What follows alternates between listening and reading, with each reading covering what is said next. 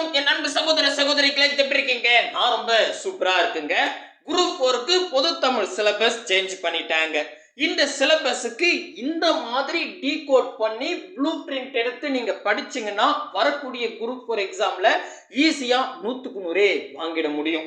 அப்படி என்ன பண்ணியிருக்கோம் அப்படின்னு கேட்டா, உதாரணத்துக்கு நம்மளுடைய சிலபஸ்ல யூனிட் 3ல வந்து பாத்தீங்கன்னா எழுதும் திறன் அப்படின்னு சொல்லிட்டு 15 கேள்விகள் கேட்போம் அப்படின்னு சொல்லியிருக்காங்க. இந்த 15 கேள்வியில எந்தெந்த தலைப்புல எவ்வளவு கொஸ்டின் எதிர்பார்க்கலாம் அப்படின்றதுக்கு நான் கடந்த குரூப் 4 2022 24 குரூப் 4 கொஸ்டினை வச்சுக்கிட்டு தான் உங்களுக்கு ப்ரூஃபா காட்ட போறேன். இந்த தலைப்பா 2 கொஸ்டின் கேட்பாங்க, இந்த தலைப்பா 4 கொஸ்டின் கேட்பாங்க அப்படின்றத. கூடவே வந்து பாத்தீங்கன்னா சில தலைப்பு புதுசா இருக்கு. இப்ப காலமா இருக்கட்டும், நிறுத்தல் குறியீடா இருக்கட்டும், இதெல்லாம் புது டாபிக். புது டாபிக்ல கொஸ்டின் எப்படி இருக்கும் அப்படின்ற ஒரு டவுட் இருக்கும். அதுக்காக நான் என்ன பண்ணியிருக்கேன், இந்த தலைப்பு எல்லாம் 2ல இருந்து 3 கொஸ்டின் உங்களுக்கு மாடல் கொஸ்டினா இந்த பிடிஎஃபா இணைச்சிருக்கேன். மொத்தம் 10 பக்கம் இருக்கு. இந்த ஒரு வீடியோ போதும் இந்த யூனிட்டுக்கு ஒரு தெளிவான கிளியரன்ஸ் கிடைச்சிடும். இவ்வளவுதான் கேட்பாங்க அப்படின்றதும் ஒரு கான்ஃபிடென்ட் வந்துடும். ஸோ அதனால இந்த வீடியோவை கொஞ்சம் கூட ஸ்கிப் பண்ணாம ஃபுல் வீடியோ பாருங்க. முக்கியமாக நம்ம சேனலுக்கு நீங்கள் புதுசாக இருந்தால் சப்ஸ்கிரைப் பண்ணி வச்சுங்க. கூடவே பக்கத்தில் இருக்கிற பெல் ஐக்கானை ப்ரெஸ் பண்ணி ஆல்னு இருக்கும், அதை செலக்ட் பண்ணிட்டீங்கன்னா நம்ம போடுற வீடியோ உடனுக்குடன் நோட்டிஃபிகேஷனாக வரும். இந்த வீடியோ பிடிச்சிருந்தா லைக் பண்ணுங்க, உங்கள் ஃப்ரெண்ட்ஸுக்கு ஷேர் பண்ணி விட்டுருங்க. நான் என்ன பண்ணிட்டேன், இந்த சிலபஸை 7ஆ பிரிச்சுக்கிட்டேங்க. எப்படி சார்? அதாவது ஃபர்ஸ்ட் பாருங்களேன், இதுல ரோம லெட்டர் 1ல சொற்களை ஒழுங்குபடுத்தி சொற்சொடர் அமைத்தல். இது ஆல்ரெடி நம்மளுடைய பழைய சிலபஸ்ல இருந்திருக்கு. நெக்ஸ்ட் இந்த தொடர் வகைகள், செய்வினை, செயற்பாட்டு வினை, தன்வினை, பிறவினை, இது 2வது தலைப்பு. அதுக்கு அடுத்ததா ஒருமை பன்மை பிழையை சரி செய்து தொடரையாக்குதல், இது வந்து பாத்தீங்கன்னா 3வது தலைப்பு. இந்த 3 தலைப்புமே போன குரூப் 4ல, அதாவது கடந்த 10 வருஷ குரூப் 4ல இந்த 3 தலைப்புமே இருந்துச்சுங்க. ஓகேவா?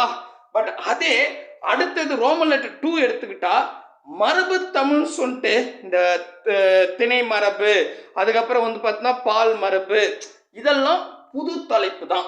ஓகேங்களா? பட் மரபு பிழையை நீக்கி எழுதல்ன்றது பழைய சிலபஸ்ல இருந்துச்சு. இதுல நிறைய டெஃபினிஷன் கொடுத்துருக்காங்க, அதனால ரெட் கலர்ல வச்சிருக்கேன். இதுக்கு நடுவுலயே காலம், இறந்த காலம், நிகழ்காலம், எதிர்காலம், இதை பேஸ் பண்ணி கொஸ்டின் கேட்பாங்க. அதுவும் புதுசா இணைச்சிருக்காங்க. அதுக்கு அடுத்ததா நிறுத்தல் குறியீடு, இதுவும் வந்து பாத்தீங்கன்னா புதுசா இணைச்சிருக்காங்க. அப்படி நீங்க கவுண்ட் பண்ணி பாத்தீங்கன்னா மொத்தம் 7 தலைப்பா பிரிச்சிருக்கேன். இந்த 7 தலைப்புல இருந்து 15 கேள்விகள் கேட்க போறாங்க. ஓகேவா? ரைட்.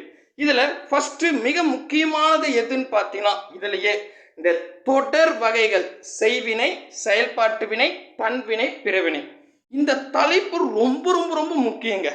ஏன்னா கடந்த 10 வருஷம் குரூப் 4 கொஸ்டினை அனலைஸ் பண்ணி பார்க்கும்போது மினிமம் 3ல இருந்து 5 கேள்விகள் வரைக்கும் கேட்டிருப்பாங்க.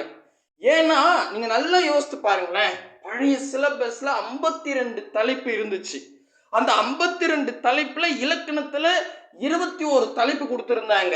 அந்த 21 தலைப்புலயே இந்த பர்டிகுலர் தலைப்புல இருந்து நமக்கு 3ல இருந்து 5 கேள்விகள் வரைக்கும் கேட்டுட்டு வந்திருக்காங்க. அது நல்லா ஞாபகம் வச்சுங்க. சரி, எப்படி சார் நம்புறது அப்படின்னு கேட்டா, அது பாருங்களேன், நான் கடைசி 2 கொஸ்டின் மட்டும் எடுத்துட்டு வந்திருக்கேன். 2022 குரூப் 4ல 4 கேள்வி கேட்டிருக்காங்க.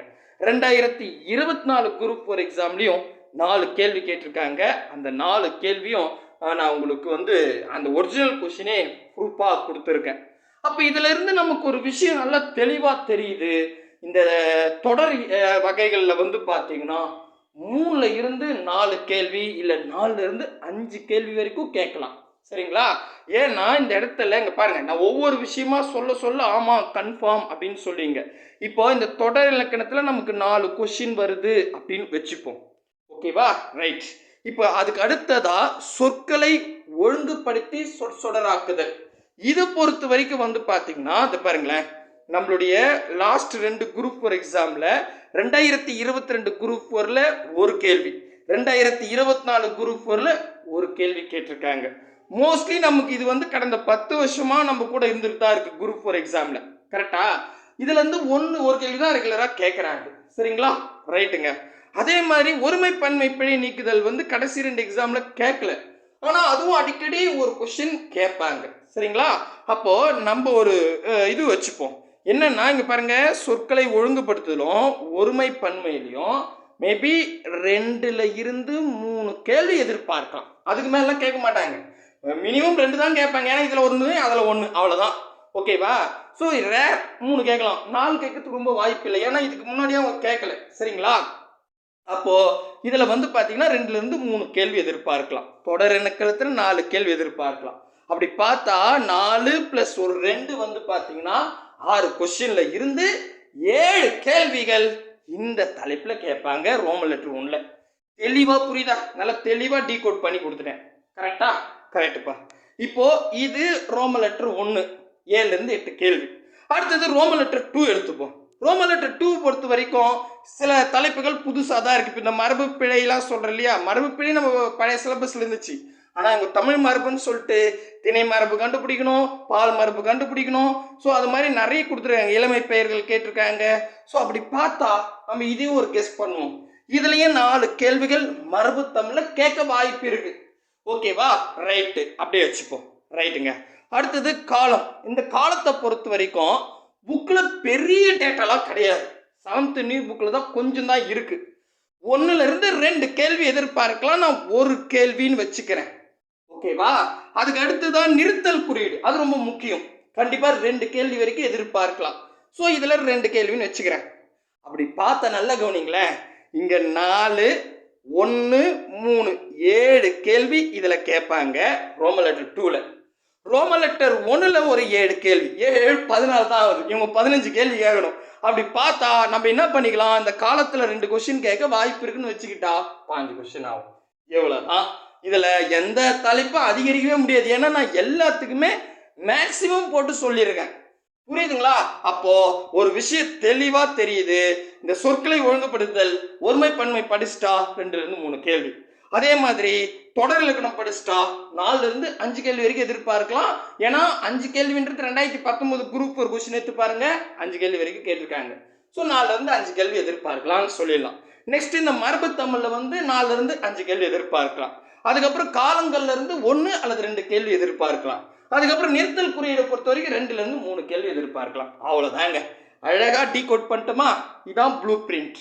இப்போ நமக்கு தெரிஞ்சிருச்சு. இப்போ நிறுத்தல் குறியீடு படிச்சிங்கன்னா 2ல இருந்து 3 கொஸ்டின் கன்ஃபார்ம். தன்வினை பிறவினை செய்வினை செயல்பாட்டு வினை படிச்சுட்டா 4 கொஸ்டின் கன்ஃபார்ம். அப்படின்றத முடிவு பண்ணிட்டு நீங்க ப்ராக்டிஸ் பண்ணீங்கன்னு வச்சுங்களேன், ரொம்ப ஈஸியாவே இருக்கும். தெளிவா புரியுதுங்களா? இந்த பாருங்க, நான் அதுக்கான ப்ளூ பிரிண்ட் கொடுத்துருக்கேன். அதுக்கு வந்து பார்த்தீங்கன்னா ப்ரீவியஸ் இயர் கொஸ்டின் குரூப் 4 கொஸ்டின்ல எதெல்லாம் கேட்டிருக்காங்களோ அதெல்லாம் கொடுத்துருக்கேன். இதுல வந்து பாருங்களேன், இந்த மரபு பிழை வந்து பார்த்தீங்கன்னா இதுக்கு முன்னாடி மரபு பிழைன்னு இருந்துச்சு இல்லையா? அதில் வந்து 2022 குரூப் 4 2 கேள்வி, 2024 குரூப் 4 2 கேள்வி. அது மரபு பிழை இங்கே வந்து நிறைய கொடுத்ததால 4 கேள்வி வரைக்கும் எதிர்பார்க்கலாம். சரிங்களா? ரைட். இதுக்கு அடுத்தது அங்கே பாருங்க, ஒரு சொற்களை ஒழுங்குபடுத்தலாம் எந்த மாதிரி கொஸ்டின் கேட்பாங்க. அதுக்கப்புறம் தொடர் வகைகளா, அதில் எப்படி கொஸ்டின் எதிர்பார்க்கலாம். இப்போ ஒருமை பன்மை பிழை நீக்குதலா, அது எப்படி கேட்கலாம். அங்கே பாருங்க, எல்லாமே உங்களுக்கு வந்து ப்ரீவியஸ் இயர் கொஸ்டினை அட்டாச்மெண்ட் பண்ணி கொடுத்துருங்க. ஸோ இது உங்களுக்கு ரொம்ப யூஸ்ஃபுல்லாக இருக்கும். சரிங்களா? ஸோ இதை அழகாக டவுன்லோட் பண்ணி வச்சுங்க. 10 பக்கம் இருக்குது. சரிங்களா? உங்களுக்கு தெளிவாக புரியுதா? இதே மாதிரி நம்ம என்ன பண்ணுவோம், ஒவ்வொரு யூனிட்டாக எடுத்து அந்த யூனிட்டில் பழைய கொஸ்டினாக கூட ஒப்பிட்டு எத்தனை கேள்விகள் எதிர்பார்க்கலாம் அப்படின்னு முடிவு பண்ணிட்டுன்னு வச்சுங்களேன், அதுக்கு தகுந்த மாதிரி ப்ராக்டிஸ் பண்ண ஈஸியாக இருக்கும். நாங்கள் என்ன ஐடியா பண்ணியிருக்கோம்னா, இப்போ நம்ம இந்த ஒரு யூனிட்டை தெளிவாக அனலைஸ் பண்ணியாச்சு. இதில் இருக்கிறதுல எல்லாத்துலேயும் மேக்ஸிமம் கொஸ்டின்ஸை நீங்கள் ஆன்லைன் டெஸ்ட்டாக ஒர்க் அவுட் பண்ணவே போதும். நோட்ஸ் கொடுத்துட்டு டெஸ்ட் கொடுக்குறோம். சரிங்களா? எதெல்லாம் 5 கேள்வி வரும், 4 கேள்வி வருமோ அதெல்லாம் நம்மளால மேக்ஸிமம் 300 கேள்வி ஒர்க் அவுட் பண்ண முடியும்னா 300 கேள்வி கொடுப்போம். ஓகேவா?